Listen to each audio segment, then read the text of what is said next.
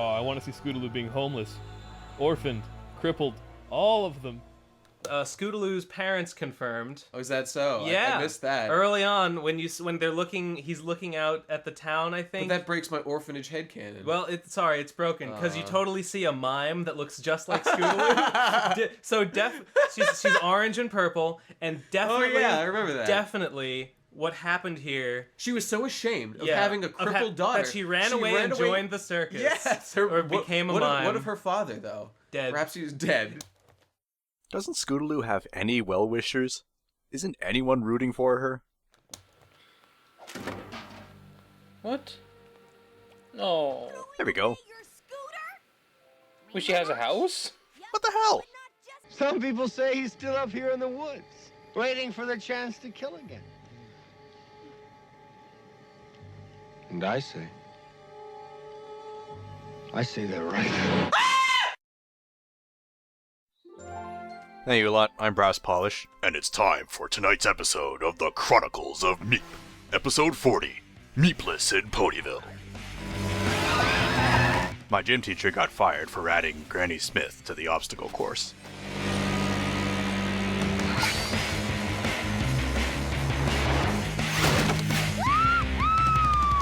Now then, why must so many tragedies befall this one character?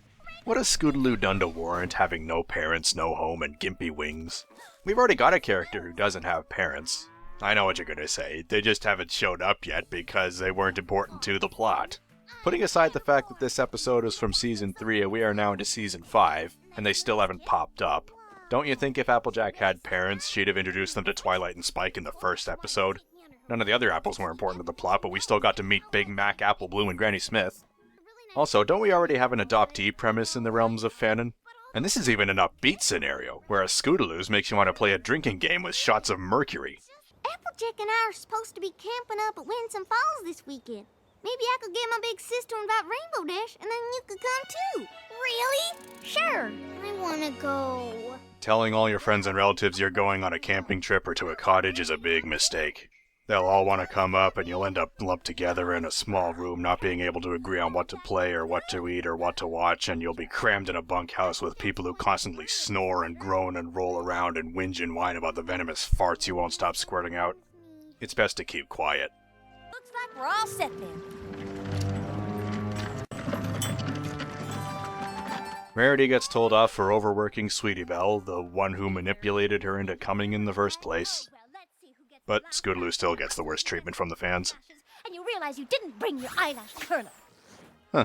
I always thought Pinkie Pie would be the one to travel with a portable bouncy castle. Do be a dear. Hey, Scootaloo, do be a sweetheart and see if you can gather some firewood. It's an interesting dynamic. Scootaloo idolizes Rainbow Dash, who idolizes Spitfire.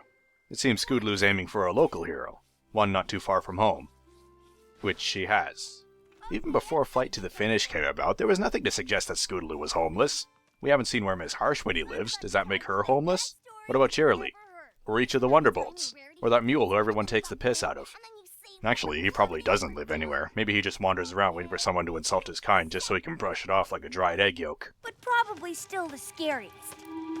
You like scary stories, right? There once was a time when ponies weren't cartoonish and huggable. Ponies were lumpy, misshapen, one-dimensional, and as irritating as a mosquito buzzing past someone's ear and criticizing their meal choice at McDonald's. Well, you jumped that cart the other day? You're like me. Mind the point, where Rarity and Sweetie Belle are kipping outside. Fearless.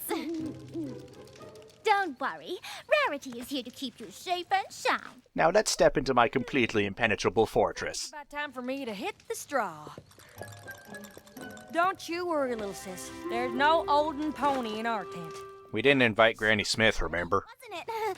How they were all afraid of the olden pony, but not me. That's because you're tough. You gotta be tough when you get treated like shit all the time. What a fraidy cat. Or a... Alright, I'll talk about chicken jokes next. They're so old they cause traffic accidents. That's really my only complaint about them. They're the least mean-spirited slaps to Scootaloo's face. I mean, I have laughed at a few, and... Oh my god, I want to pinch those cheeks! Oh, it burst. Crap.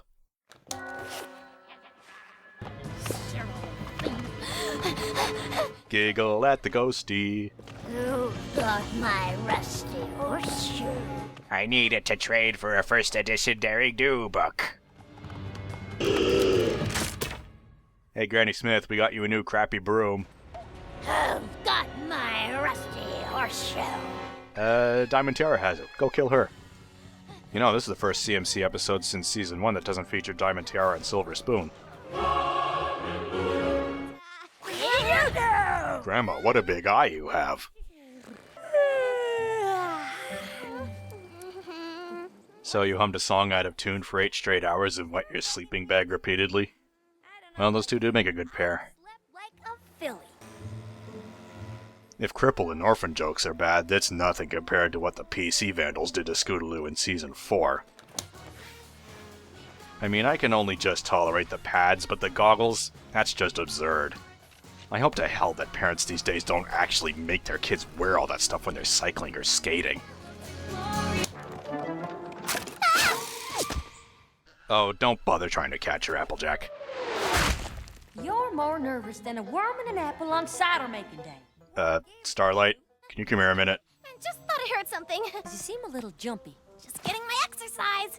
You know how important That's it is funny. to stretch out those Doesn't the video usually stop about halfway through the episode? Oh, so this one's not split in two. You need a little I guess we can carry on uninterrupted. Get out of here, you STD! What are friends for? Of course. I'll be right back with lots of firewood. I like tree frogs. They stay the hell out of sight and don't invade my pool. Here, branches, branches, branches. Ooh, wait! It's colder than a Timberwolf's toenail. Seriously, Starlight, would you mind? Starlight? You want a cutie mark? Got a nice cutie mark for you. Huh? Who wants a cutie mark? Bah! I wanted to show Scootaloo how you coax something to you, but Starlight's still hiding. It's all I could find. How about I tell tonight's story? All right, just make sure it's a horrible one. Oh, I think Scootaloo can deliver. It was a really, really nice pony who lived in a bright and sunny land where there are rainbows every day. This is what non-bronies think My Little Pony is. No offense, but it's not a real campfire story unless some ponies It gallops only at night, looking for little lost ponies. So where's its brain? Don't ever let Applejack watch a Pixar movie. Ripping. You haven't even sung any campfire songs yet. You don't have to ask me twice. 99 buckets of oats on the wall. 99 buckets of oats. What the f*** is going on here? Sweetie Belle's supposed to be really good at singing, isn't she? I mean, everyone knows her cutie mark is going to end up being related to singing, as well as Scootaloo's being scooter-related and Apple Bloom's being Well, actually, people have been rooting for her getting an alchemy cutie mark after Twilight Time and Bloom and Gloom came about. Being shown what the Crusaders are good at in Showstoppers was a bit disappointing, but perhaps we've been misdirected. It could be that there's an even greater destiny in store for each of the Crusaders. And I know what you're gonna say, but in Bloom and Gloom, Sweetie Belle and Scootaloo dreamed about what everyone knows they'll get their cutie marks for. Well, I think the point is they have a general idea of what their callings in life are, but they still don't want to rule anything out. Hence the plans for participating in the Appaloosa Rodeo. I just can't shut up about that episode, can I? Seems like you don't really want to go to sleep tonight. Suddenly, that scooter is looking rather superfluous, ain't it? Yeah, it's a dream, but Scootaloo doesn't know this yet. Heard from a kid. I want to be heard from. I haven't looked, but it wouldn't shock me to find some fanfics where Scootaloo was struck mute. Whoa. It's all over. See, it doesn't affect me every time. Okay, that tail looks a lot like Luna's. Did she notice what was going on in the first dream with the Olden Pony and construct this one, and then tell Scootaloo that the nightmares will continue if she doesn't face her biggest fear? And people call Celestia a troll. I thought you were the headless horse. You were mistaken, but I hope not disappointed. You are so much better than the headless horse. Now that you've broken that bothersome habit of scaring the hell out of an entire town and killing pumpkins. Thus it is my duty to come into your dreams. This is just a dream? But it feels so real. Holy crap. Assure you that you are asleep, but when you wake, the thing that frightens you most will still exist. But they must be faced, or the nightmares will continue. I think what might have made this episode a bit stronger is the scene where Scootaloo wakes up in an obvious panic, and Rainbow Dash notices she's falling to pieces after hearing those bonfire stories and experiencing night terrors, and she calls her a lame-o or something else that Douche House would mute out. And Scootaloo burns with humiliation and then wakes up again. If her biggest fear is meant to be Rainbow Dash thinking she's a weed, then she ought to have had a nightmare about that as well. Rainbow Dash said it lives here.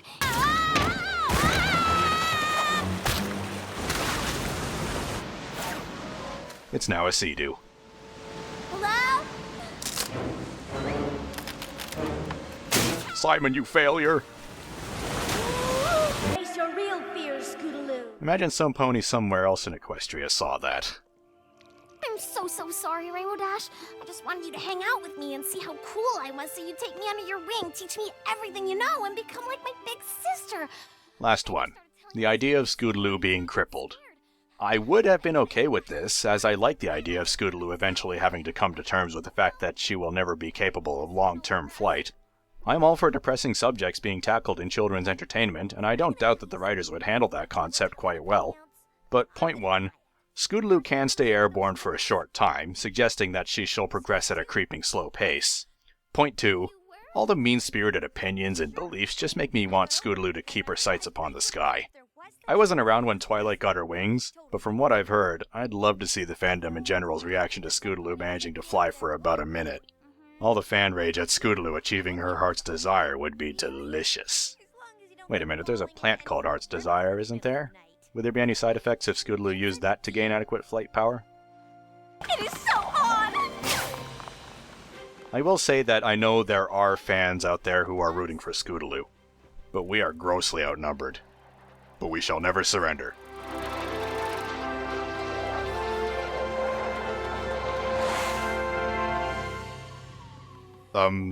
Did they crash? Is Scootaloo having a coma fantasy now? I hope her parents had Rainbow sign a waiver. Shut up. Rusty horseshoe. Take it and stop all your moaning. Thank you, and have a nice day. Same to you, viewers. I'm Brass Polish. Thanks for watching, and come here, you. I'm rooting for you, kid. Keep aiming for the sky. They said, if we see bears, don't feed them. And I'm worried about the bears. They said, don't worry about the bears, we have tents. He's never gonna get in there. How's he gonna unzip the tent with his paw? Just see a 1,000-pound Kodiak outside my tent going, son of a bitch. How'd he get in there? How was camping, John? I was raped by a bear. I'm here to tell you, Ben was not so gentle.